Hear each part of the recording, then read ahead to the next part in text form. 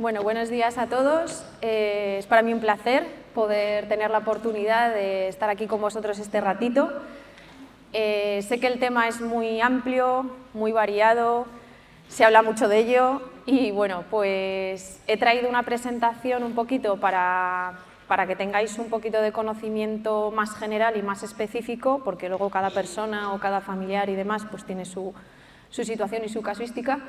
Pero a mí lo que me interesaría luego, si os parece bien, es dejar un margen de tiempo para preguntas, para sugerencias, dudas, en lo que yo, bueno, pues os pueda echar una mano y pueda encauzaros, pues desde mi experiencia, encantada de poder ayudar. Bien, en primer lugar, bueno, siempre me gusta ubicar un poquito, ¿vale? Porque habrá personas o la mayoría que a lo mejor no me conocéis. Yo soy dietista nutricionista, tenemos ya un colegio oficial de dietistas nutricionistas de la Comunidad de Madrid, soy de las primeras colegiadas. Después hice un máster europeo de nutrición y metabolismo en la Universidad de Navarra. Tengo el doctorado en Ciencias de la Salud, que lo elaboré durante 5 o 6 años aquí, en Madrid, en la Universidad San Pablo CEU. Formo parte de la Junta Directiva del Colegio de Dietistas de la Comunidad de Madrid, en concreto formo parte de la vocalía de deontología. Estoy actualmente trabajando, después de muchos años en la pública, privada, por mi cuenta como autónoma y demás.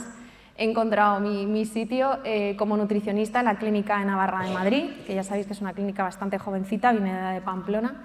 Y por supuesto, pues ya aparte del plano profesional, a modo personal, soy voluntaria, soy mujer, hija, amiga y por supuesto pues soy colaboradora, encantada aquí de estar con vosotros, ¿no? Bien. Entrando en materia, he hecho un breve resumen, ¿vale?, para ubicar y diferenciar un poquito las cosas de las que voy a hablar. En primer lugar, voy a dar una pincelada sobre la prevalencia que tenemos ahora mismo de cáncer y aquellos factores de riesgo. Después, qué se entiende realmente por una alimentación saludable y he puesto ahí mito o realidad, porque todo lo que está relacionado con la nutrición, pues también hay mucha información y al mismo tiempo mucha desinformación. Dietas que las consideran milagro, anticáncer y demás, y sí que quiero dar unas pinceladas en ese sentido acerca de qué rigor y qué evidencia científica y demás existe sobre ello. En tercer lugar, unas recomendaciones generales para el paciente oncológico y luego algo más específicas en función un poquito de la sintomatología que tenga cada uno de ellos y por último, como os decía, por luego os preguntas o lo que queráis, ¿no? Esta es una breve pincelada, ¿vale? El pantallazo que hay de un estudio bastante amplio que se hizo en el 2018 en el que se dividieron un poco pues eso, las prevalencias en función del tipo de tumor, ¿vale? Bueno, pues las 3 más predominantes siguen siendo el cáncer de mama, de útero y de colon, y en concreto dentro de la mama ahora están variando un poquito las cifras, pero se consideraban que la edad postmenopáusica eran las que podían tener mayor prevalencia, ¿no? La relación que hay entre la prevalencia y la desnutrición, que ahora matizaremos la diferencia entre desnutrición y malnutrición, ¿vale? Pero generalmente la enfermedad se asocia a un periodo de desnutrición. ¿Qué sabemos acerca de ello? Bueno, pues la desnutrición en el paciente oncológico ya sabéis que tiene una prevalencia muy amplia, puede ir desde un 20% hasta casi un 70-80%, dependiendo del tipo de tumor, la fase del estadio en el que se encuentre, las etapas de la enfermedad. No es lo mismo un diagnóstico cuando la enfermedad pues está ahí medio latente o recién ha dado la cara a una enfermedad avanzada. Hay 2 estudios bastante interesantes que si tenéis curiosidad pues vale la pena que los leáis, que uno de ellos es el PREDICES, ¿vale?, en el que valoró que alrededor del 36,4% de los pacientes estaban en riesgo de desnutrición al momento del alta hospitalaria, porque esto también muchas veces es qué grado de desnutrición tengo, pero también en qué fase. ¿Me van a operar? ¿No me voy a operar? ¿Tengo tratamiento? ¿No tengo tratamiento? ¿Estoy en una fase curativa? ¿Estoy en una fase paliativa? Entonces, todo esto hay que considerarlo también, ¿no?, de cara a las expectativas y el tratamiento y los objetivos con el paciente.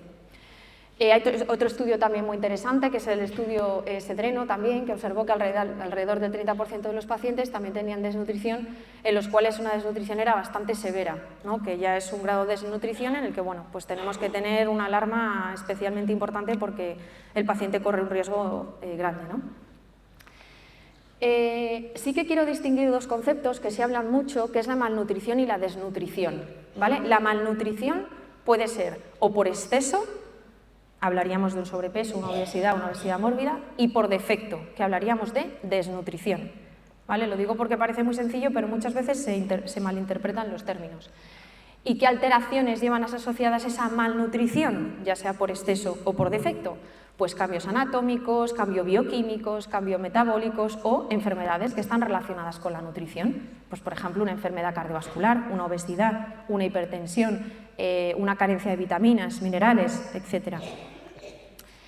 Este desequilibrio nutricional, evidentemente, también se va a ver marcado por el aporte de los nutrientes de la dieta y las necesidades nutricionales que tiene cada paciente. Eso es evidente, ¿no? ¿Y cuándo hablamos de desnutrición? Cuando se produce una pérdida de masa grasa y de masa magra, aparte de pérdida de peso. ¿Vale? Esto sí que quería diferenciar desnutrición de malnutrición. ¿Qué pasa? Que con una desnutrición, en general, cuando hay un paciente ingresado, pues aumenta la estancia hospitalaria, aumentan las complicaciones quirúrgicas, por lo tanto puede aumentar la tasa de mortalidad y tenemos un grado de desnutrición en paciente ingresado, no solo por paciente oncológico, sino por tema X, que es realmente alarmante en la sanidad, por lo menos a nivel nacional, ¿no? Entonces aquí es donde tenemos que estar los nutricionistas intentando tener ahí un papel para poder colaborar en este sentido, ¿no? Sobre el cáncer, bueno, esto ya seguro que lo sabéis todos, el grado de malnutrición en el paciente oncológico va a depender del tipo de tumor, del estadio y del tratamiento que reciba, principalmente, ¿vale? La aplicación también de ciertos citostáticos, que sabéis que evidentemente pues, produce unos efectos adversos que hacen que la malnutrición y desnutrición se agrave, ¿no? Aquí os he traído algún estudio, pero bueno, como ya he mencionado los otros dos, pues creo que me lo puedo saltar. ¿Y qué es importante a la hora de hacer una valoración nutricional? Por lo menos que nosotros tenemos que tener en cuenta como nutricionistas, ¿no? Pues detectar las necesidades que tiene ese paciente, poder monitorizarlo, que muchas veces en la sanidad pública, pues bueno, vais a poder hablar luego vosotros, por supuesto, no hay acceso a un nutricionista, entonces pues como muchos atenderá el endocrino, el oncólogo o el de medicina interna y os dirá, aquí tiene usted unos papeles para ver si conseguimos que usted no baje de peso. Y es una pena, ¿no? Pero esto es lo que, por esta vía hay que ir, ¿no? Tenéis en la medida que podáis de tratar de buscar un nutricionista que realmente es el que os va a hacer todo esto, ¿no? Y por supuesto desarrollar un plan integral para ese paciente, ¿vale? De cara a mejorar su calidad de vida. ¿Qué se entiende por alimentación saludable? Esto ya os va a afectar más y os parecerá más interesante. Bueno, ya sabéis que una alimentación, sea para quien sea, ¿vale? Debe ser moderada, variada y equilibrada en macro y en micronutrientes, ya sean proteínas, grasas, vitaminas, minerales, agua. Aparte de la práctica de ejercicio físico regular, que ya sabéis que en general la OMS, la Organización Mundial de la Salud, recomienda dar alrededor de 10.000 pasos al día. Aquí os he presentado la pirámide de la alimentación saludable de la Asociación Española de Nutrición Comunitaria, ¿vale? Publicada en el 2015, a lo mejor os parece un poco antigua, pero normalmente para actualizar y sacar esto hace falta que transcurran muchos años, ¿vale? Y he traído esta porque hay muchísimas pirámides, muchísimas ruedas de alimentos y esta me parece de una sociedad bastante científica y bastante fiable bajo mi experiencia. En la que, bueno, llama la atención dos cosas, ¿no? Veis que hay frutas, verduras, pescado, huevo, en la cúspide están los embutidos, los procesados, dulces y demás, y aquí están los suplementos nutricionales y en la base, pues esto que parece así como que pasa un poquito desapercibido, pero fijaros que está en la base de la pirámide.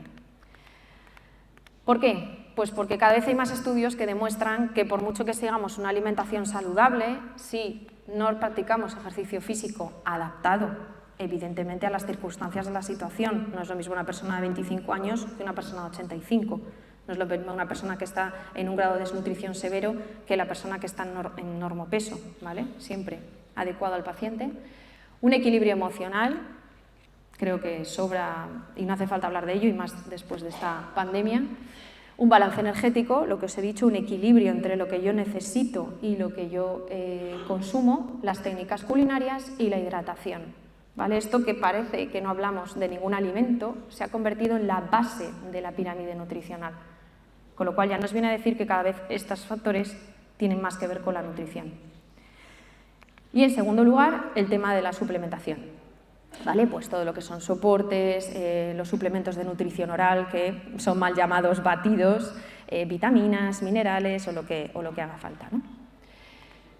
Otros factores que también importan, los factores ambientales, los factores culturales, los factores religiosos, porque evidentemente, pues a lo mejor si una persona es musulmana, pues no va a tomar determinadas cosas, pues hay que ajustarlo también, ¿no? Factores de estrés, que también la persona pues, aumenta un gasto al tener un factor de estrés asociado, ¿vale? Porque parece que no, pero el metabolismo lo tenemos más acelerado y consumimos más energía. Los ritmos circadianos, que no sé si sabéis muy bien lo que es, pero así resumido rápidamente, es el ciclo que tiene mi organismo, tanto de estando despierto como dormido, ¿vale? Entonces tengo unos tiempos, unos horarios en los que ya estoy habituado a dormir, ya estoy habituado a comer, y el cuerpo ahí a veces, si le hacemos algún cambio, se somete a un factor externo, por ejemplo, un ciclo de quimioterapia en el que yo de repente pues por la noche no duermo o me tengo que levantar al servicio, ahí el ritmo del sueño me altera, el ritmo del día me altera y se me acaba alterando el ritmo circadiano, afecta a mi calidad de vida, ¿vale? Y otros factores. Por eso siempre hablamos de nutrición personalizada, que sé que algunos esto a lo mejor ni lo habéis oído nunca, pero ahora mismo como profesionales es lo que estamos peleando por ello, porque es lo que yo estoy viendo en la consulta, que cada vez la gente viene más desesperada y lo que quiere es algo específico para él, para ella, ¿vale? Entonces, aquí hay bastantes mitos, simplemente comento, luego si queréis lo hablamos, ¿vale? Dietas o planes nutricionales que se hablan siempre y también se llegan a trabajar en el paciente oncológico, a lo mejor alguno de vosotros luego puede contarnos la experiencia y le va fenomenal, ¿no? Una dieta ceto, que es una dieta cetogénica, una dieta sin lactosa, sin gluten, antiinflamatoria, dieta anticáncer, para fortalecer el sistema inmunológico, no sé, debe haber ya 1000 etiquetas, ¿no? de planes nutricionales que los venden como milagro, ¿no? Y que luego te das cuenta pues, que puede haber una persona que le funcione y otra persona que no le vaya para nada, ¿no? Entonces, ¿qué aplicación y qué evidencia científica tiene realmente esto, ¿no? Ya hablaremos, pero lo que comentaba, tiene que tener una evidencia científica, tiene que cumplir unos objetivos específicos para esa persona en ese momento y una monitorización, una reevaluación. Porque a lo mejor yo cuando voy a empezar un tratamiento y me acaban de diagnosticar la enfermedad necesito una cosa y a lo mejor cuando llevo 22 ciclos de quimio y me han operado 2 veces necesito otra. Entonces esto requiere de una reevaluación por parte del profesional, del nutricionista, para cubrir en cada momento lo que necesita el paciente. Es decir, en el fondo, un seguimiento. Recomendaciones un poco generales, como no sé muy bien qué conocimiento tenéis, que estoy segura de que sabéis bastante, pero bueno, prefiero dar algunas pinceladas por si hay gente que no lo sabe, pues para que os sirva. Tenemos que distinguir, es muy importante, si estamos en una fase curativa de la enfermedad o si estamos en una fase paliativa, ¿vale? Una fase curativa pues tiene una serie de objetivos, ¿no? Pues intentar que no pierdan masa muscular, intentar que tengan un buen estado inmunológico, mejorar la tolerancia de esos tratamientos, disminuir el riesgo de que después puedan tener complicaciones y mejorarles la calidad de vida, por supuesto. La fase paliativa también, pero, por decirlo de algún punto de vista, desde el punto de vista profesional, lo que queremos es monitorizar esa ingesta para que el paciente se le pueda hacer de continuo, lo más fácil, ¿vale? Pero lo más seguro para esa fase paliativa. Controlar los síntomas, importantísimo, y luego, por supuesto, tener una calidad de vida digna, que es fundamental. Conocer la situación del paciente, que eso es evidente. Y bueno, pues voy a ir dando algunas pinceladas, ¿vale? Para que sepáis. De esto, por supuesto, algunas os va a parecer novedosas y otras no. Me estoy basando en mi práctica, después de llevar 13 años trabajando con el paciente oncológico y en la evidencia científica, que leo pues todo lo que puedo y más, ¿no? Entonces, está claro que hay que tratar de comer todos los grupos de alimentos, ¿vale? Tenemos lácteos, tenemos lo que proceden de hidratos de carbonos, que vienen a ser pues pastas, cereales, arroz, patata, y lo que son el aporte proteico de carne, pescado, huevo, legumbre y demás, ¿vale? Como bien veis, unas tienen frecuencia diaria y otras semanales, pero en general se recomienda seguir una alimentación variada y equilibrada. Luego hablaremos del concepto de personalizada, pero estamos hablando de recomendaciones generales, ¿vale? ¿Qué más? Importante controlar el peso, ¿vale? Aunque sea una vez cada 15 días, porque hay gente que también se pesa todos los días. Digo, pues si es que no tiene ningún sentido. O sea, si tú te quieres pesar todos los días, pésate todos los días, pero al final va a ser más frustrante. Primero porque el peso en general varía por muchos motivos, o sea, independientemente de que haya presencia de enfermedad o no, del momento del día, que sabéis que a lo largo del día, pues por la noche pesamos más que por la mañana, ¿no? Yo cuando voy en la consulta a muchos pacientes, pues si a lo mejor un día les he visto a las 9:30 de la mañana y pues para cuadrar agendas y demás les acabo viendo pues un jueves a las 7:30 de la tarde, me lo dicen, me dicen, no Elena, es que como son las 7:30 vengo espacio y entonces es que peso más, tal. Digo, sí, no me tienes que justificar nada, si yo también. O sea, en un momento del día, evidentemente, pues vamos realizando más ingestas, vamos bebiendo más líquido y por lo general es normal que pesemos un poquito más, ¿vale? Un periodo de estreñimiento, un tratamiento.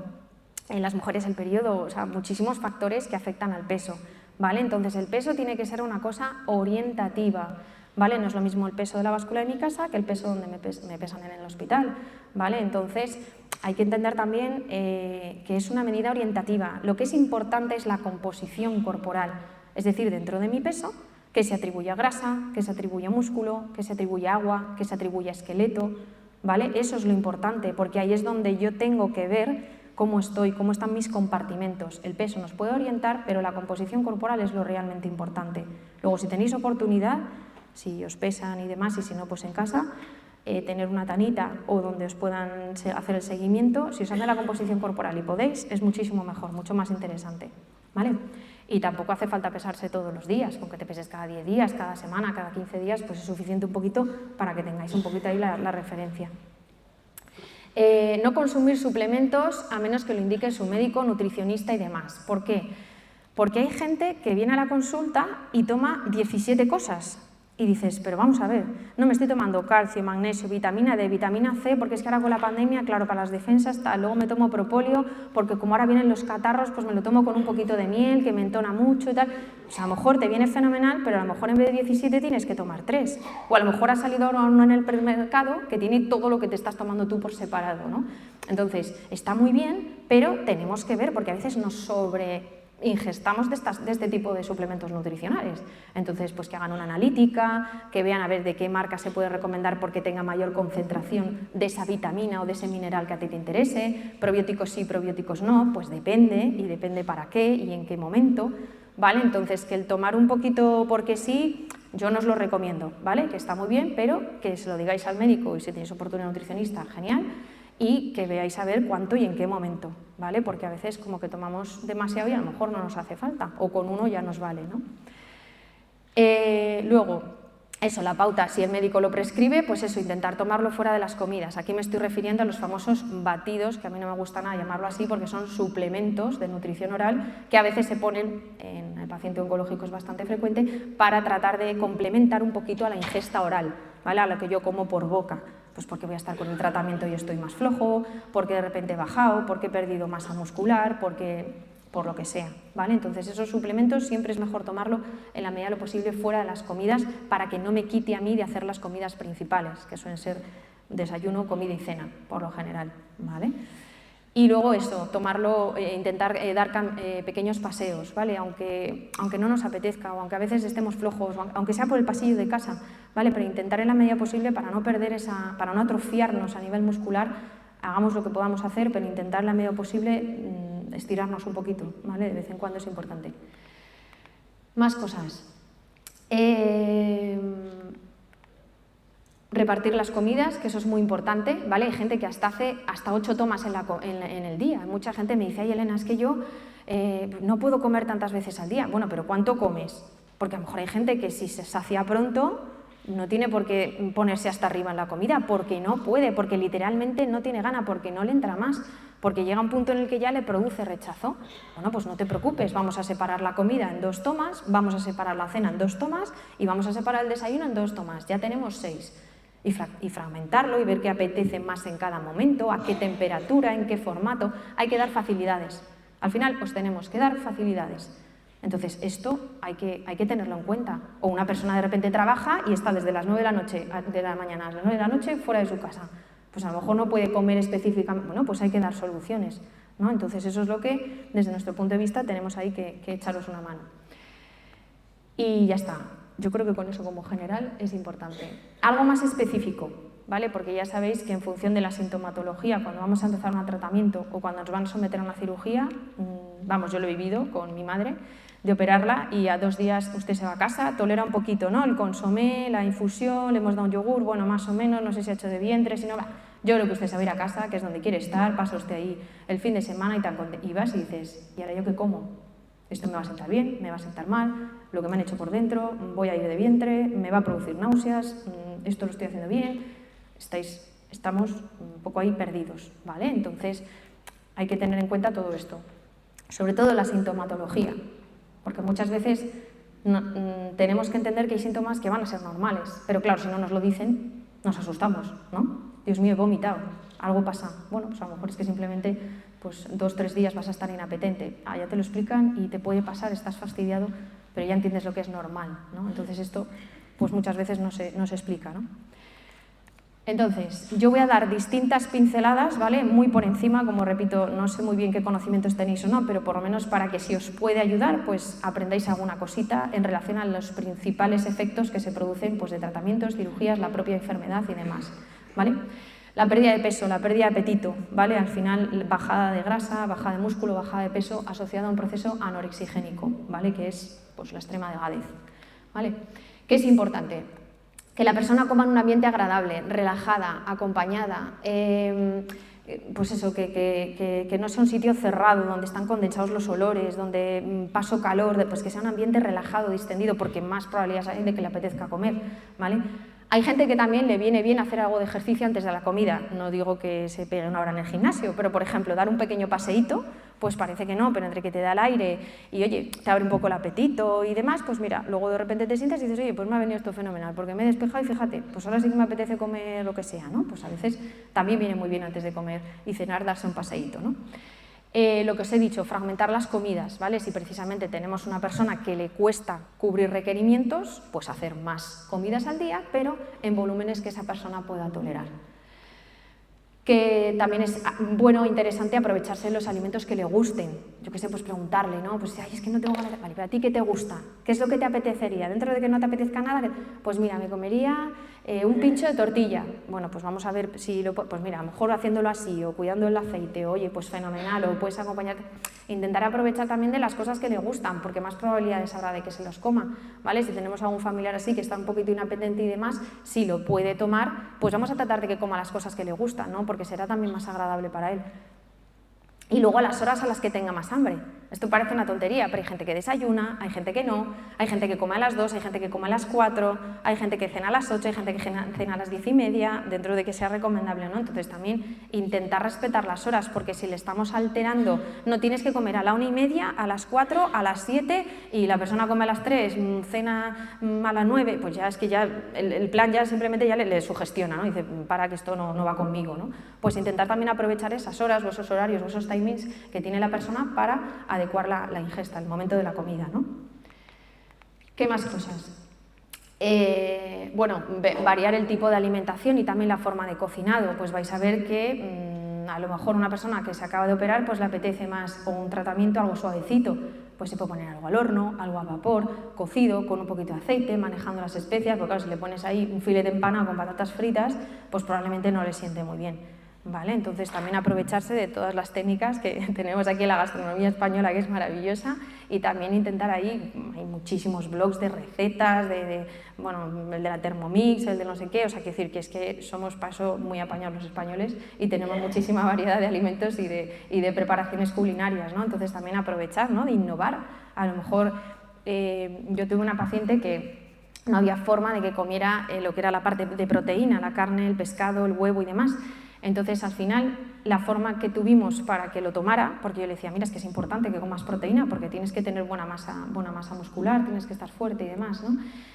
A lo mejor os parece una tontería, pero era comprando unos moldes con figuras, ¿vale? Pues uno era un coche, otro era una piña, otro era una lechuga, entonces el pastel o la merluza o tal se machacaba, se ponía de tal forma que yo le daba las recetas, lo elaboraba en ese molde, luego lo desmoldaban y lo acompañaba con 3 tomatitos cherry y lo que parece una figura de una piña con tal se estaba tomando un pastel de pescado, ¿vale? Que a lo mejor pues hay gente que le puede servir o gente que no, pero que hay muchísimos trucos, ¿vale? Ahora mismo cambiar el color para no asociar, pues yo qué sé, huevo amarillo, pues lo pones yo qué sé, con un poco de colorante, a lo mejor es naranja tal y no sabe que es huevo, o sea, eso también hay muchísimos trucos y si no me lo decís y yo os remito a bibliografía para tratar de jugar con todo lo que son los alimentos, ¿no? Manejar los condimentos, que es muy importante. Cuando no le saben nada a los alimentos, es muy importante, porque también en la gastronomía siempre tiramos, por lo general en España, del ajo, la cebolla, el pimentón y el tomate y el sofrito y tal.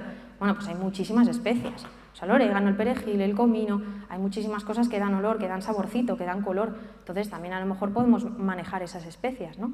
Un chorro de limón. Enriquecer los platos, pues por ejemplo yo qué sé, con un quesito desnatado, con nata líquida, con cosas que pueden ser saludables, incluso en las propias cremas o purés se pueden echar un montón de cosas, ¿vale? Variar la forma de cocinar, que ya lo he mencionado. ¿Y qué cosas tendríamos que evitar en este tipo de síntomas? Pues beber demasiada agua durante las comidas, por ejemplo, esto parece una tontería, pero también hay mucho mito con el agua. ¿Cuánto se debe beber? Si lo bebo antes, si lo bebo después, si lo bebo durante las comidas, si el agua se tiene que tomar fría, si se tiene que tomar caliente, si se toma templado. Entonces, para una persona que tiene dificultades o no tiene mucho apetito, pues que no se tome 3 vasos de agua antes de comer, porque aunque sea líquido, ocupa volumen, ¿vale? Entonces va a comer menos.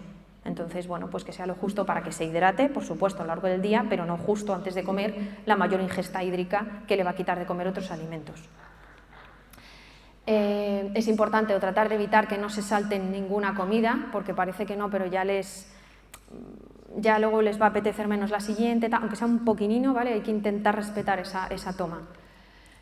No abusar los alimentos que sacien mucho, pues por ejemplo todo lo que son fritos, empanados, los alimentos de mucha densidad calórica les llenan en general bastante, entonces hay que tratar de no abusar de esos porque si no, por poco que coman ya se van a sentir súper saciados, ¿no? Y luego, pues evidentemente, si hay una falta de apetito continua, intensa, periodos de ayuno prolongados, pérdida de peso, fatiga, cansancio, debilidad, pues por supuesto acudir al médico, ¿vale? Porque para eso existe la farmacología, que hay fármacos que estimulan el apetito. ¿Vale? Bien, náuseas o vómitos, otro que también es muy típico, sobre todo después de una cirugía o personas que están con tratamientos, ¿no? Respecto a las náuseas o vómitos, es lo que os he dicho, ¿no? Usar ropa holgada parece una bobada, pero también tiene una sensación de frescor, de soltura y la verdad que les ayuda. Reposar después de las comidas sentado o incorporado, esto es importante también.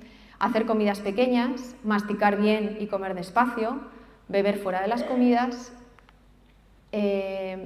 Esto parece una tontería, pero también hay mucha gente que le limita, porque hay mucha gente que vive sola.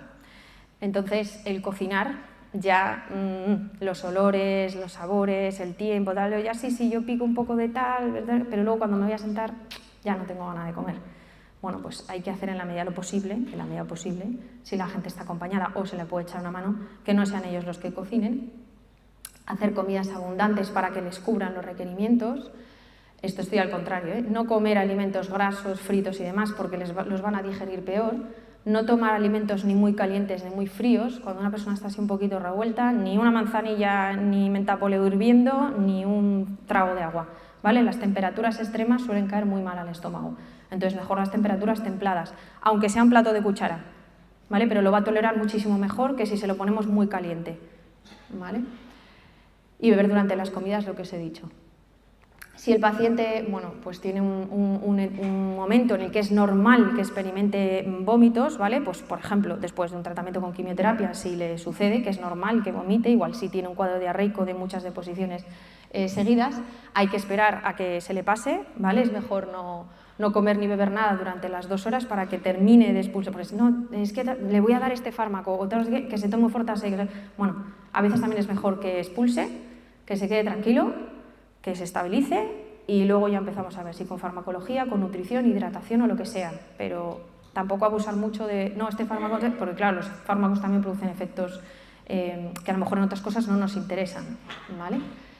Y luego introducir todo de forma progresiva, ¿vale? Pues empezar con lo que es una dieta líquida, suave, ¿vale? Luego pasaríamos a una semiblanda, una blanda, semisólida, hasta una dieta ya, pues basal, variada y comiendo de todo, ¿no? El tema de la disfagia también es muy interesante y la mucositis. La disfagia, ya sabéis que es toda la dificultad para poder tragar, ¿vale? Para poder deglutir. Todos los pacientes, bueno, muchos, los que tienen cabeza-cuello o que se les radian y demás, pues es verdad que esta zona se les queda muy afectada, ¿no? Y tienen un deterioro a nivel de la ingesta muy rápido.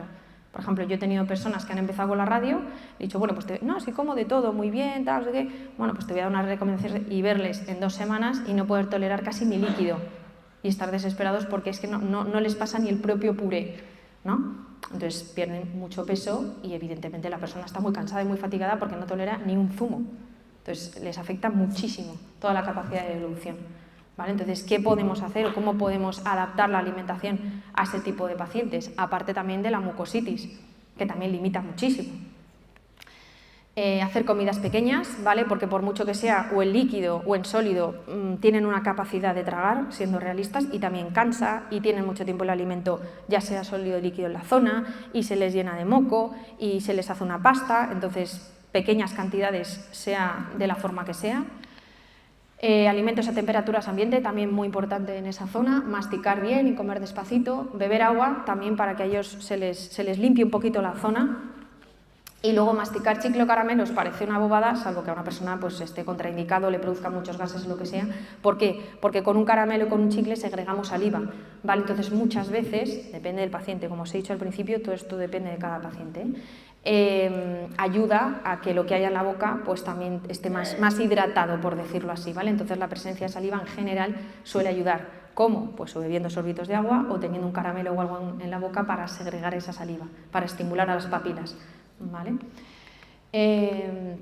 Bueno, aquí hay un montón de recomendaciones que si queréis pues ya las hablaremos más específicamente. La higiene, que eso también la verdad que en general, por lo menos donde trabajo yo, sí que lo tienen muy educado al paciente, con unos enjuagues, con unos bastoncitos. Bueno, pues hay todo un protocolo, ¿vale? Acerca de este tipo de problemas, mantener una buena higiene bucal, luego para que no haya infecciones, para que no huela, muchas cosas. Y bueno, pues evitar todo lo que son ácidos, picantes, alimentos muy secos, alimentos duros, alimentos con piel, porque se les va a quedar por ahí, ¿vale? Y luego además pues es difícil, se pueden atragantar, entonces ya están doloridos, entonces bueno, eso sí que es importante quitarlo de la alimentación. Diarrea y dolores abdominales, quizá la diarrea pues ya con todo lo que ha evolucionado la alimentación y los productos farmacológicos, pues lo tenéis muy controlado, ¿no? Sí que, bueno, como cosa así un poco puntera, a lo mejor empezar con productos sin lactosa, porque se digieren un poquito mejor, ¿vale? Así como deciros así algo diferente, lo demás yo creo que os va a sonar bastante. Y cuidar la hidratación, evidentemente, para que el paciente no se deshidrate, ¿vale? Y evitar pues todo lo que sean alimentos estimulantes, como el café, el té, el chocolate, bebidas con gas, alimentos que tengan mucha fibra, porque claro, al principio pues les va a sentar fatal. La legumbre, porque parece que no, pero es un plato que cuesta digerirlo. Una persona sale de una diarrea, no, es que le apetece algo calentito, le echo unos garbanzos. Pues, pobrecito mío, va a pasar una tarde toledana, ¿no? El caso contrario, que también pasa muchas veces, ¿no? Hay mucha gente que con tratamientos, cirugías y demás se estreñe mucho y se asustan, ¿no? Porque, por ejemplo, haces una cirugía de colon, ¿no? Y estás 4 o 5 días sin ir al baño y dices, Dios mío, ¿no? ¿Qué me ha pasado? ¿Qué me han hecho? ¿Me han tocado? A ver si tengo, a ver si no tengo. Bueno, pues se pregunta primero al especialista y segundo, pues cómo puedo combatir ese estreñimiento y no abusar de fármacos, que si Movicol, que si tal, que se usan una barbaridad, que ayudan a regular, que está muy bien, pero cuidado, tampoco abusar, ¿no? Estar hidratados, que es muy importante, aumentar el consumo de alimentos ricos en fibra. Y luego añadir al desayuno de la merienda fruta, por ejemplo, que muchas veces en el desayuno no estamos acostumbrados a tomar algo de fruta, y luego pues alimentos, ¿no? Pues los higos, las ciruelas, las espinacas, los espárragos, las acelgas, todo este tipo de alimentos que tienen bastante fibra, ¿no? Me voy a saltar esto si os parece porque luego quiero dar pie a que podamos comentar. La disgeusia también es un síntoma que también es bastante frecuente en los pacientes, ¿vale? Esa alteración en el sabor, me sabe metálico, no sé, no me saben las cosas, Elena, por mucha sal que me pongan, no me sabe a nada. Entonces, caray, para el paciente es un poco bajón, ¿no? O sea, que la persona o el familiar, ¿no? Además que se lo trabaja muchísimo, ¿no? Le he hecho esto, entonces le echo esta especia, tal, para ver si le gusta. Luego también es la persona que está al lado, ¿no? O esa persona si está sola, el esfuerzo que hacemos muchas veces en que les guste, en que se lo coma, en que esté la temperatura adecuada, que también a veces ahí nos volvemos un poco locos, pues este es otro síntoma también que por desgracia el paciente a veces pierde todo el sentido del gusto, el sentido del olfato y dice, manía, me puedes estar poniendo un pescado que me sabe a carne o una carne que me sabe a lechuga, no me sabe a nada, ¿no, Elena? No distingo ni la propia textura, ¿no? Entonces, bueno, pues hay trucos, ¿no? Cosas así que puedan ser novedosas. Utilizar cubiertos de plástico, parece una chorrada, pero si precisamente la gente les sabe a veces todo a metálico, no metáis cubiertos de metal, porque acentuamos el efecto. Entonces, parece una bobada, a lo mejor parece un poco guardería, ¿no? Como cuando empiezan con las cucharitas y las cositas así pequeñas de plástico, pero es súper práctico. porque a ellos les sienta mucho mejor, porque no se potencia ese efecto metálico, ¿vale? Es un truquito muy fácil, pero muy interesante. Y lo demás yo creo que ya es bastante conocido. De todas formas, repito que cualquier cosa os las puedo dejar, ¿vale? Y ya está, esto me lo voy a saltar. La disosmia también, que es lo de los olores que os comentaba, ¿vale? Entonces, bueno, muchas veces también los tamaños de las cosas son importantes, pues que la cuchara a lo mejor sea un poco más pequeñita y entonces al final consigo que se lo acaba comiendo todo, o no ponerle todo en el plato, le voy a poner la mitad y cuando se termine le pongo la otra mitad, porque a veces el ver la cantidad ya muchas veces produce, uff, esto me has puesto mucho, yo no voy a poder con todo. Bueno, pues a lo mejor le pongo la mitad y se lo come tan, oye, y le pongo un poquito más y se acaba comiendo más que el plato que le había puesto inicialmente, ¿no? Los ambientes agradables que os decía, ¿no? Pues que estén bien ventilados y demás, y luego pues el manejo de las especias. Esto me voy a saltar porque quiero que me preguntéis así cosillas, y si no la presentación os la dejo y podéis apuntar todo lo que queráis, no os preocupéis que se la van a quedar. La higiene bucal, que ya os lo he dicho, ¿vale? Intentar cepillarse la boca y la lengua antes de cada toma, para que la persona también tenga sensación de tener la boca un poco despejada. Es como cuando nosotros después de comer o después de cenar, hombre, pues lo suyo es lavarse los dientes, ¿para qué? Primero, para que no se infecten y no tengamos ningún problema a nivel de boca, y segundo, porque también nos gusta tener sensación de frescor. Pues a ellos imaginaros, ¿no? Muchísimo más. Entonces, para hacer una boba, ¿te has lavado los dientes? Porque la comida, evidentemente, la van a sentir más, ¿no? Bueno, la higiene bucal, eso, la verdad que los hospitales y centros os pueden dar muchísima información. Lo de los chicles, que ya os lo había comentado, los zumos, sorbetes, líquidos, para que esté la zona hidratada, y esto ya lo he comentado también. Entonces, bueno, hay una frase que me decía mi madre, que en paz descanse, que quiere decir, lo más importante es aprender y ponerse en los zapatos de la persona que tienes enfrente. Y bueno, pues creo que como profesionales lo que tenemos que hacer es empatizar muchísimo con la persona que tienes enfrente, dentro de que sea paciente profesional, porque al final es lo que va a funcionar. Entonces, espero que vosotros allí donde os traten os sintáis así, y si no, lo busquéis, porque hay gente así. Nosotras, por lo menos en la clínica, tratamos de que el trato humano esté no por encima, porque somos profesionales por encima y tenemos unos objetivos, pero sí acompañar al enfermo en todo momento, que me parece muy importante, y la nutrición la valoran muchísimo, y que los protagonistas sois vosotros, así que cualquier duda, pues encantada.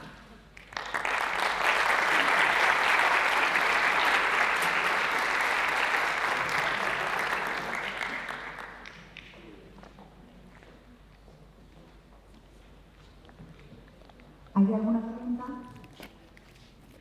¿Alguna duda? ¿Algún comentario?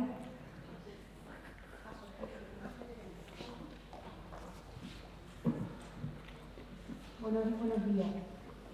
Te quería comentar, para las personas que tienen cáncer de tiroides, ¿tiene relación la celiaquía y la diabetes en el futuro? ¿Tienen más prevalencia de poder cogerla? Y luego te quería comentar sobre las dietas antiinflamatorias, porque yo estoy siguiendo una, bueno, no quiero hablar de mi caso en concreto. Yo encantada, lo que queráis. La nutricionista con la que estoy le da mucha importancia a eso, entonces quería un poco que yo me quedo con hambre. Te quedas con hambre, mal síntoma, vale. Y los productos procesados, todo eso, ¿qué relación tiene de cara al futuro y posterior? Vale. Primero, lo que me has dicho primero, tiroides con prevalencia de diabetes, entendido, ¿no? Con riesgo de... ¿Qué relación puede tener? El endocrino dice que no hay relación. Y lees cosas... Entre la tiroides y la diabetes. Sí, de cara al futuro. Vamos a ver, la glándula tiroidea, o sea, la tiroides, donde parece que no pasa nada, está muy hormonada, o sea, quiere decir, afecta a muchísimas cosas. ¿Vale? Desde a procesos fisiológicos, por ejemplo un embarazo o una menopausia, hasta una enfermedad. ¿Vale? La tiroides está muy hormonada, de hecho no se considera un órgano, pero casi muchos médicos lo consideran un órgano de todo el movimiento que tiene a nivel hormonal, fisiológico y metabólico. ¿Vale? Entonces, no sé si es tratar o extirpar una tiroides, efectivamente, puede haber más riesgo de producir diabetes como puedes no tenerla. Quiero decir, al final te han quitado una parte que es pura hormona. Entonces la respuesta puede ser cualquiera, ¿vale? Puede pasar como puede no pasar. No siempre pasa, ¿vale? No hay mayor riesgo, lo que pasa que es lo que te digo, es como si te están quitando un órgano en el que tienes toda la hormona controlada. Hay más facilidades de que se dispersen, pero no tiene por qué pasar, ¿vale? Y respecto a una dieta antiinflamatoria versus procesados, ¿me has dicho? Sí, a ver. Vale. Por ejemplo, el otro día estaba en una entrevista a alguien en la radio. Sí. Y hablaban de quitar alimentos procesados. Sí. Y comer lo más saludable posible, después no enrollar. Vale. ¿No lo has Sí. mencionado? ¿No has hecho una ¿No has mencionado? Yo no he hablado de los procesados porque doy por hecho que no se recomiendan, ¿vale? O sea, tenga una persona que tenga que venir para perder peso, como una persona para ganar, como un paciente oncológico, a nadie le voy a recomendar que consuma procesados, porque no me parece una forma adecuada de consumir, ¿vale? Si se puede comer de una forma más natural elaborando yo los platos, ¿vale? Los procesados en general no se recomiendan. Evidentemente, si estamos aquí, un paciente oncológico no se lo voy a recomendar, ¿vale? Como tampoco recomiendo comerlo yo, quiero decir, ¿vale? Y luego la dieta antiinflamatoria para el cáncer, hay muchos profesionales y hay mucha gente que recomienda quitar gluten, quitar lácteos y quitar en algunos casos también la lactosa, gluten y hidratos en general también, que se acerca más al aceto, ¿vale? Tiene unos efectos importantes. Generalmente, si a cualquier persona le quitamos los lácteos y le quitamos el gluten, se va a desinflamar. Generalmente, si yo dejo de comer gluten y lácteos, yo también voy a perder peso probablemente, si no lo hago bien, y me voy a desinflamar, me voy a sentir mucho más ligera, menos hinchada y demás. De ahí a que eso sea recomendable, hay un paso, ¿vale? Hay un paso, porque si no el día que comas algo con lactosa, el día que metas los hidratos de carbono, me he sentido súper hinchada, nada, fuimos a una paella a casa de mi marido y es que tuve una digestión, claro, ¿cuánto tiempo llevas sin comer? No, pues llevo 2 años sin comer arroz. Claro, normal que estés hinchada, ¿no? Otra cosa es que me diga la persona, mira, es que quitándome esto, haciendo una dieta en la que cubro otros grupos de alimentos y cubriendo mi gasto energético, mis proteínas, perfectamente calibrado, puedo prescindir de la lactosa o puedo prescindir. Pero eso tiene que estar bien ajustado, porque la gente por lo general tiende a quitar cosas, pero no pone otras cosas para cubrirlas. Entonces ahí está el error, ¿vale? No sé si te he contestado, espero que sí. ¿Más o menos? Vale. Perfecto. Fenomenal. ¿Alguien más tiene alguna duda? ¿Algún comentario? ¿Alguna sugerencia? ¿Nada? ¿Hay alguna manera para cooperar que las bacterias se vayan limpiando el colesterol? Bacterias o... Perdón, es que no lo he entendido. ¿Hay alguna manera ¿Sí? que bacterias y vasos se vayan quitando de las paredes del colesterol? Sí, he entendido, gracias. Bueno, eso sí que tiene mucha evidencia científica, ¿vale? Todo el tema de la hipercolesterolemia con el tema de las arterias a nivel de depósitos de grasa y demás. Todo lo que sea que yo ingiera alimentos que no tengan mucho colesterol me va a ayudar a limpiar y a vascularizar todo ese tema de las paredes. Por ejemplo, el ejercicio parece una bobada, pero también regula muchísimo, tanto por parte de la diabetes, niveles de insulina, glucemias y demás, como el tema del colesterol, ¿vale? Es la alimentación y el ejercicio y que sí que juegan un papel importante, ¿vale? Algo más específico a nivel de lo que comenta usted, pues a lo mejor sí que habría algún fármaco que pudiera ayudar a nivel arterial y demás, pero en general una alimentación baja en alimentos ricos en colesterol y una pauta de ejercicio físico y una buena hidratación no tiene por qué desencadenar valores altos a nivel de colesterol y demás. ¿Sí? Nada, a usted.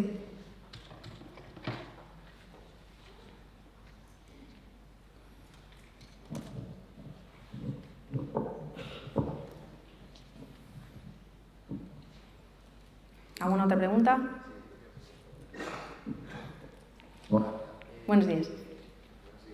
Cuando te refieres a lo de digerir 6 veces, no estás metabolizando algo. ¿No estás todo el día, perdone? Metabolizando y con el digestivo activo realmente.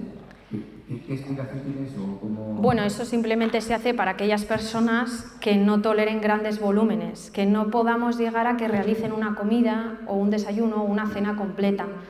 Entonces, sí, perdone, diga. O sea, en general. No, en general no. En general no vas a recomendar comer 6 veces.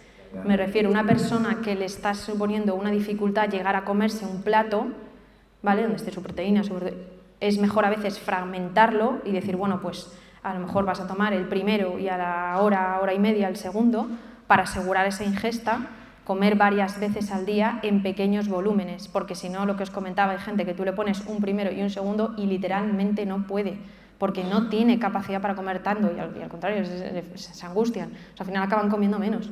Entonces, a veces es mejor fragmentarlas en varias veces al día, digo 5, 6, 4, más o menos, para que cubramos requerimientos al día.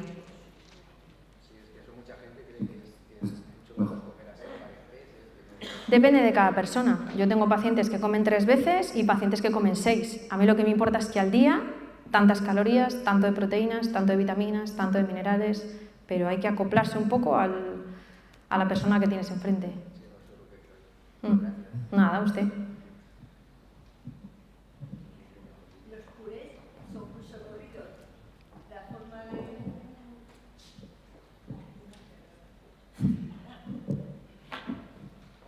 Los purés son muy socorridos. Y proteínas, animales o de pescado. Es condimentado y nutriente. La manera de cocinarlo. Me refiero, como solicitar, pues que se pierden en un triturado, principalmente dependiendo de si es triturado o licuado, ¿vale? Una cosa es triturar y otra cosa es licuar. Depende, porque hay gente que tiene tantos problemas que no le pasa ni las hebras del puré. Y yo tengo pacientes que hay que hacerlo licuado. Lo que vas a perder es fibra, parte de la fibra, ¿vale? Principalmente eso, la fibra. Cuando se trata sobre todo de que como proteínas animales de alguna manera, camuflarlo así, sí. Es lo mejor, ¿no? Es lo mejor, claro, si la persona no... Lo que me refiero es que no pierde nutrientes, no pierde vitaminas. No. Esa forma de elaborarla. O sea, la proteína, al poner la carne, el pescado, el huevo o incluso la legumbre en un puré, no va a perder la vitamina. ¿Vale? Salvo las vitaminas que por ejemplo, cuando haces el zumo naranja, ¿no? Que dicen siempre la vitamina D, cuando haces el zumo hay que beberlo, porque claro, si tomas al día siguiente, pues eso sí, pero en esencia no, o sea, la proteína sigue estando ahí, lo que pasa es que pierde parte de la fibra, ¿vale? Perdón, los ácidos omega que se absorben las últimas porciones. Los omega 3. Sí, es que tengo mascarilla y lo siento. Nada. Los omega 3 que se absorben, no sé yo cómo incorporarlos, se echan en el sartén o ya directamente se echan sobre la alimentación. Los omega 3 se pueden tomar en forma natural en alimentos o como un comprimido, como una pastilla de omega 3, que eso lo está comercializado, vamos. En fuentes naturales de omega 3 son principalmente los pescados azules, los frutos secos, leches enriquecidas. Perdón, lo que yo me refiero es cuando los he comprado como aportes nutricionales artificiales. Sí. Y un tarrito, un bote líquido. Un bote sí. Más o menos líquido. Sí. Y lo quiero incorporar a la alimentación. Sí. Estoy cocinando. Entonces, ¿cómo lo integro? ¿Lo puedo...? Generalmente se va a diluir mejor en líquidos. Lo puedes poner en el puré, lo puedes poner en una leche, te lo puedes tomar tal cual de una cucharada, porque al final está en líquido, pero la cápsula es igual. Es como la vitamina D, como el hidroferol, es fluido también. No cápsula. Ya. Pero digo que aunque no sea cápsula, lo puedes echar en leche, caldos, sopas, purés, todo en lo que lo puedas solubilizar, lo puedes poner sin problema. Hombre, en un frito, a la plancha o en una sartén, yo no te diría que lo echaras, porque no deja de ser un ácido graso, una grasa. Entonces se te va a quedar ahí un poco... Lo que me refiero es que perdería propiedades o se degradaría si le cuezo o Es que generalmente está hecho para que tú no lo cocines, para que no lo trates. Por eso te digo que yo creo que es mejor que lo pongas en un puré o en una leche o en una crema que no que lo utilices para cocinar.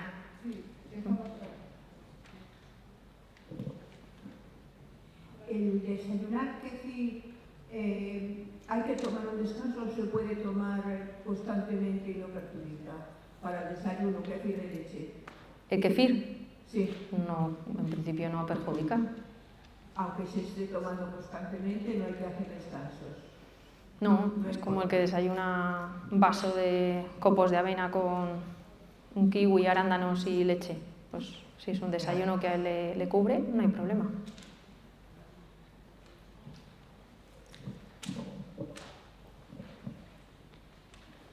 Ahí me parece que hay una persona al fondo.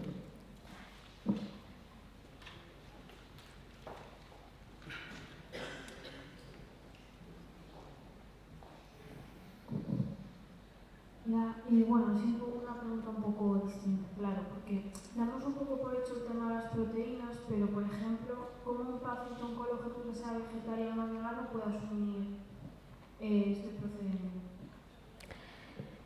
Tomando aquellos alimentos vegetales que son ricos en proteínas, principalmente las legumbres. ¿Solo legumbres? Hombre, depende del quiero decir, no por ser un vegetariano o un vegano, es como he dicho antes, concepto personalizado, ¿no? Habría que hacer una historia a ver específicamente, porque hay gente que dice que es vegetariana, pero luego se ha quitado solo una cosa. O sea, quiero decir que también hay un poco ver específicamente qué restricción de consumo de alimentos tiene, si la tiene al 100%, si la tiene al 50%, si la tiene al 20%, y cubrir con alimentos ricos en proteínas. Hay muchos también de origen vegetal. Es como, por ejemplo, decía lo del tema de la tendencia, la creencia, ¿no? Por ejemplo, pues hay muchísimas religiones o periodos de, no sé, pues si los católicos hacen cuaresma y no comen carne un viernes, o sea, al final a eso también culturalmente hay que adaptarse, ¿no?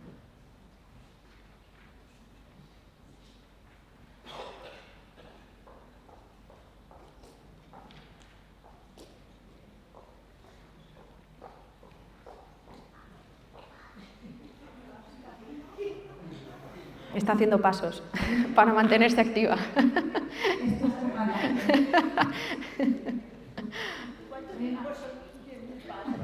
Perdone, diga. ¿Cuánto? ¿Cuánto tiempo? Pues sé que es evidente, pero depende de la pisada que tenga cada uno, claro. Es evidente. En general, yo por ejemplo no ando muy rápido, porque además también soy bastante chiquitita. Yo 1 hora y media larga sí que tengo que estar, sí. Pero depende de cada uno, claro, de la marcha que lleve cada uno.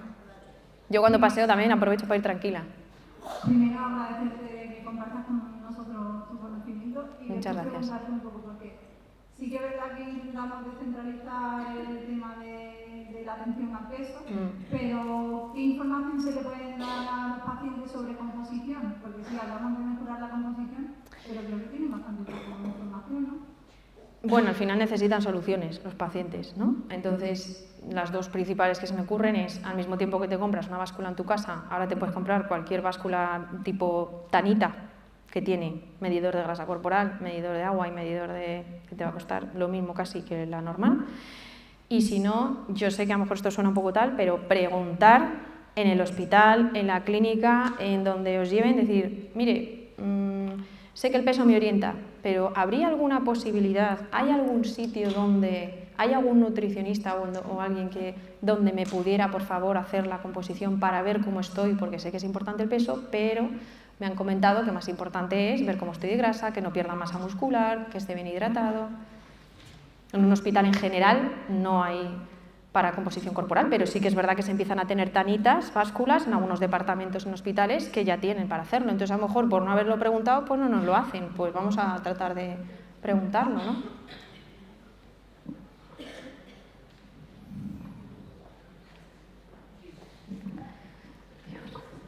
Hola, buenos días. ¿Los yogures naturales es mejor tomarles bio de forma con frecuencia o ir cambiando? El yogur bio, vuelvo al origen, personalizado, depende. Depende, en general es un yogur bastante equilibrado, tiene bacterias saludables y demás, pero depende de cada persona también cómo tenga el tránsito. Pero en general sí. Nada.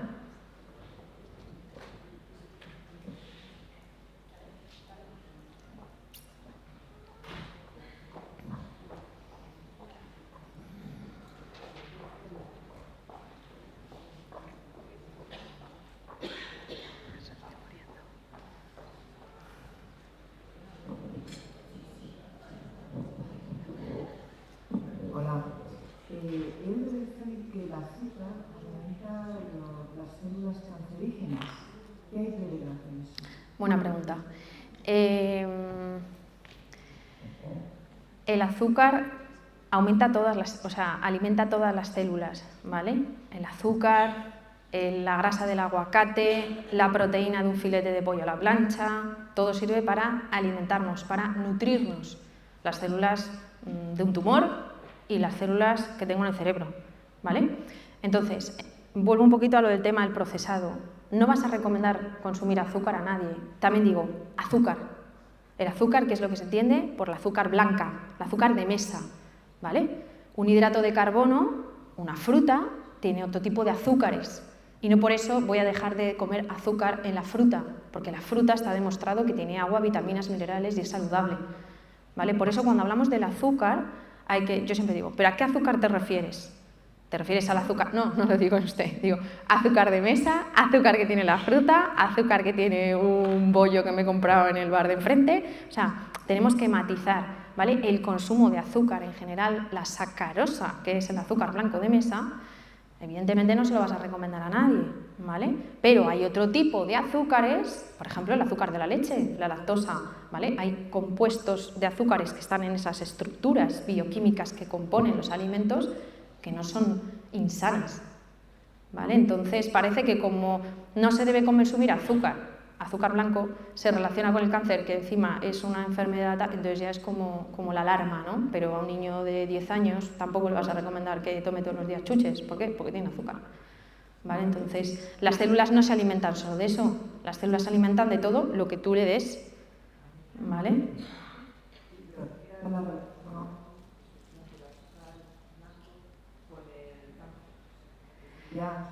La evidencia científica que hasta donde yo sé he leído es que lo que se ha hecho han sido de momento estudios en modelo animal, ¿vale? Sabéis que hay in vitro, en animales, que generalmente suelen ser ratas, laboratorio y más tal, y estudios en humanos, ¿vale? El proceso de un ensayo clínico va en eso, ¿vale? In vitro, in vivo, en animales, ratas y en humanos, ¿vale? Entonces yo lo que he leído es mucho in vitro y en animal, en rata de laboratorio y demás, y que evidentemente no es que ayude a que crezca el cáncer, es que como las células se alimentan de lo que les eches, pues evidentemente si tomas una dieta muy rica en grasas, azúcares y demás, va a ayudar a proliferar, pero va a ayudar a eso como probablemente cojas peso, como probablemente puedes desarrollar una diabetes o una hipercolesterolemia. No solo le afecta al tumor, no sé si me explico. Vale.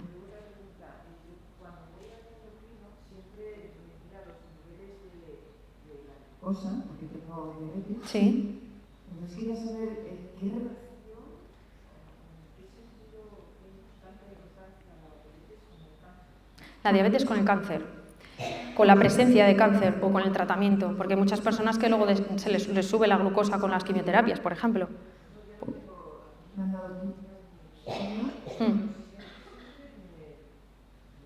Hombre, el endocrino es normal que a usted le haga una analítica y le mida la glucosa, ¿vale? Porque es como si te miden el colesterol. Vamos, quiero decir que cualquiera que vayamos a hacernos una analítica, el médico de cabecera o demás, pues se mide la vitamina D, el tiroides, el colesterol, la glucosa y demás. En el momento en el que haya, si encima va al endocrino, que ya es más específico, ¿no?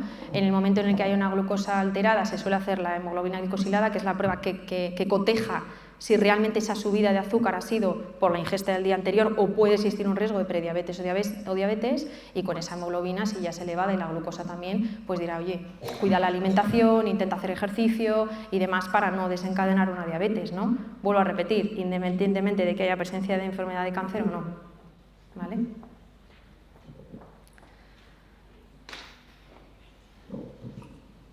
Yo tengo una duda sobre el azúcar moreno.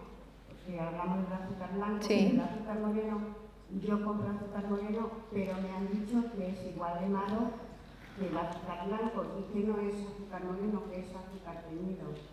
Es verdad. Lo siento, porque a lo mejor creo polémica. El azúcar moreno es azúcar blanco en el paso previo del procesado, es decir, sin destintar, sin decolorar, sin ponerlo blanco.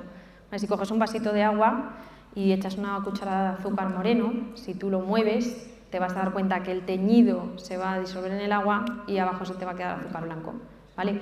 Lo que pasa que se confunde o se vende el azúcar moreno como azúcar de caña, y la caña de azúcar es la que no está procesada, que sabe mucho más amargo, si os dais cuenta, porque hay que echar más para que sepa un poco más dulce, ¿no? Entonces el error es que lo venden moreno como saludable cuando el que realmente es el de caña y el moreno es el blanco sin decolorar. La panela es otro tipo. Es más saludable. Más que el azúcar blanco, por supuesto. Pero bueno, también hay mucho tema de sirope de ágave, panela, no, bueno, son azúcares. Es como decía lo de la miel, ¿no? La miel dice, no, si yo no tomo azúcar, pero todos los días me echo una cucharada de miel en un vaso de leche, bueno, pues no es azúcar, no es sacarosa, pero es fructosa, que es otro tipo de azúcar, ¿vale?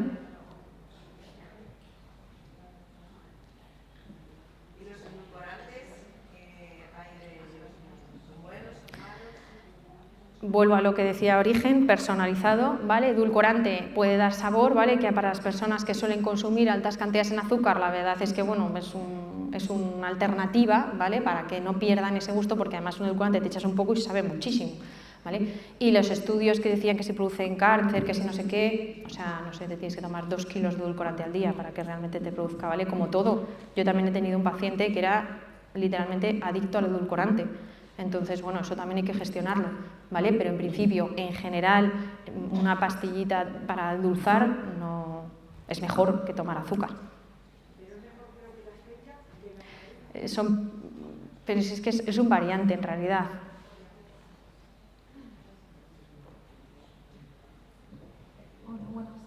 Buenos días.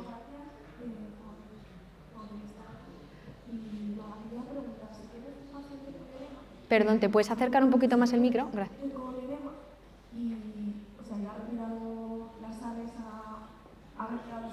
Es que no oigo, perdón. Lo siento. A ver. Ahí, perfecto.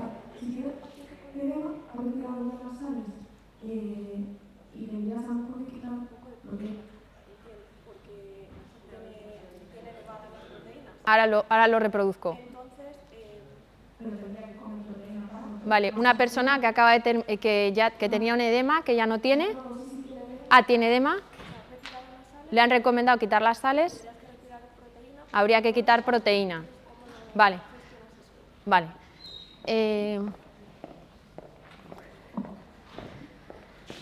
Generalmente una persona que tiene edema, que está edematosa, en general, por lo menos espero que lo hagan en vuestro hospital, tiene que tener muchísimo control hídrico, sodio, potasio, cloro, ¿vale? Eso es importantísimo.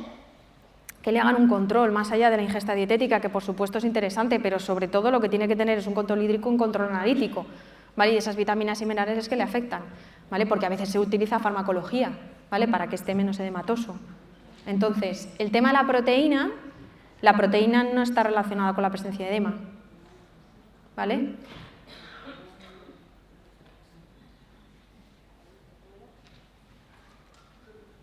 ¿Ya?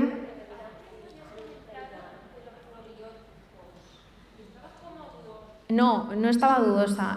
Es que ahora se ponen mucho los probióticos. Entonces, simplemente el apunte que hacía era que si en alguna ocasión os los pautaban, por ejemplo, ahora después de cualquier tratamiento con antibiótico, que hay mucha bronquiolitis, mucha angina y mucha enfermedad por el frío y demás que está viniendo, generalmente si te ponen un tratamiento con antibióticos suelen poner luego un probiótico. ¿Por qué? Porque los antibióticos a veces producen diarrea, estreñimiento, entonces para repoblar de bacterias saludables la mucosa se suele poner un probiótico, ¿vale? Pero que también a veces se abusa mucho de este tipo de cosas, entonces que si en algún momento os hablan, os lo pautan, pues que sea para algo específico, que floras tenemos muchas, tenemos la mucosa intestinal, la esofágica, vaginal, o sea, quiero decir que sea un probiótico que si os viene bien, pero que si no, no se tomen, como os digo, de vitaminas, porque a veces tomamos más cosas de las que tenemos que tomar, ¿vale?